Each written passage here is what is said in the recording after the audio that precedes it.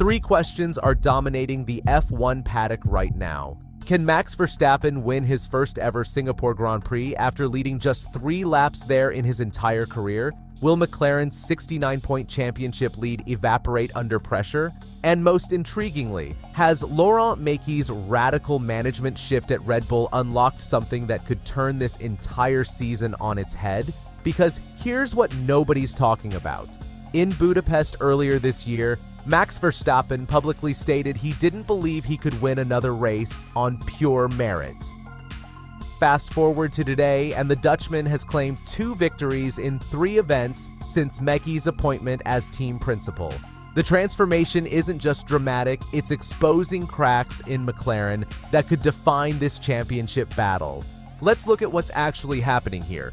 Red Bull's resurgence isn't happening on easy territory. Monza and Baku, 2 races that couldn't be more different in character, both fell to Verstappen. Monza brought high-speed corners where Red Bull has traditionally struggled this season. Baku countered with long braking points and low-speed turns where the RB21 had been, in Max's own words, shocking to drive. The pattern gets more concerning for McLaren when you examine the specifics.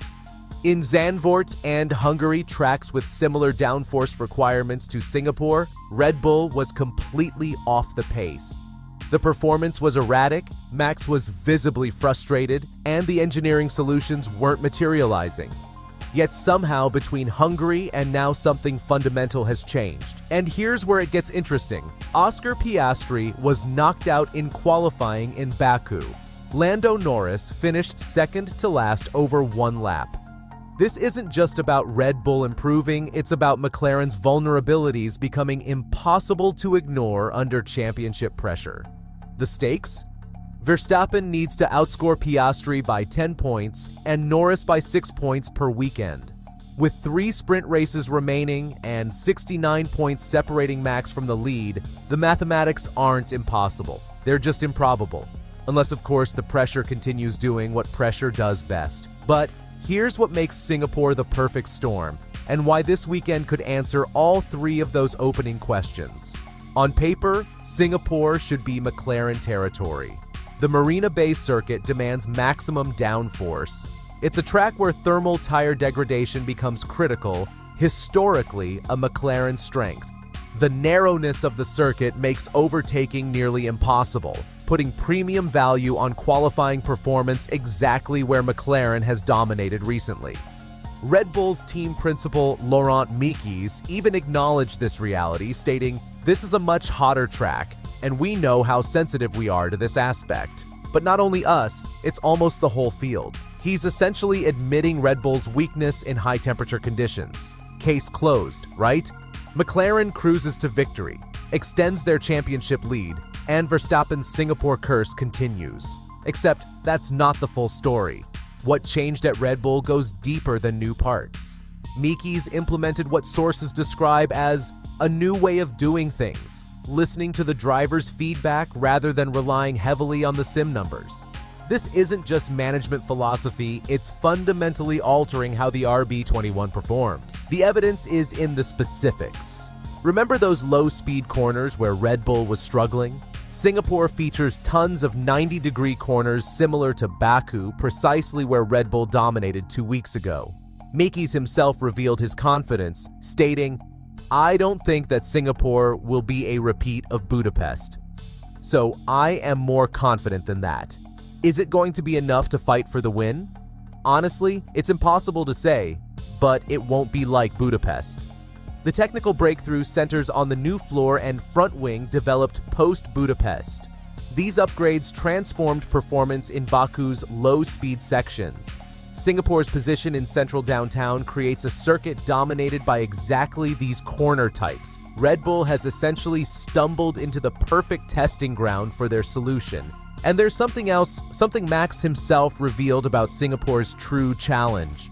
When discussing the upcoming race, Verstappen explained, "If the car is shocking to drive, then yes, it's really hard to keep it in a straight line.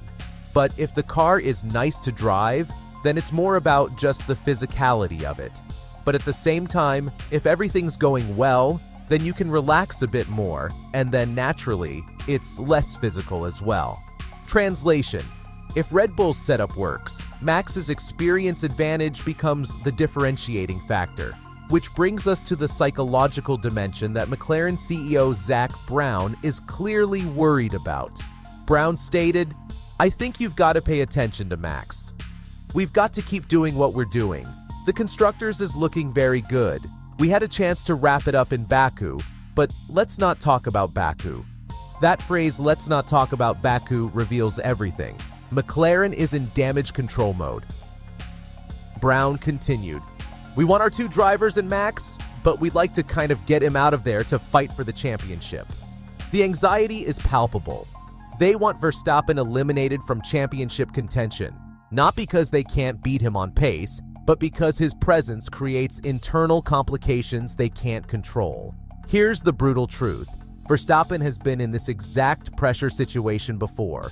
He faced a 7-time world champion in 2021 and beat him in the last round. Throughout that entire season, he never showed cracks under pressure. Meanwhile, as evidence from recent races demonstrates, Norris hasn't been up to the task when it comes to getting the job done under pressure. McLaren hasn't won since Zandvoort. That's a 2-race drought at precisely the moment they needed momentum.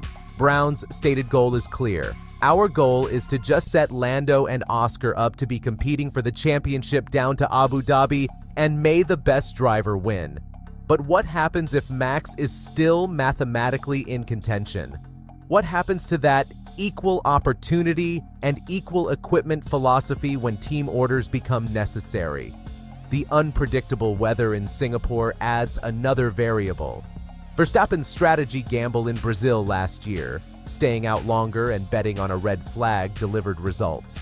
Singapore's narrow track makes crashes likely in unpredictable locations.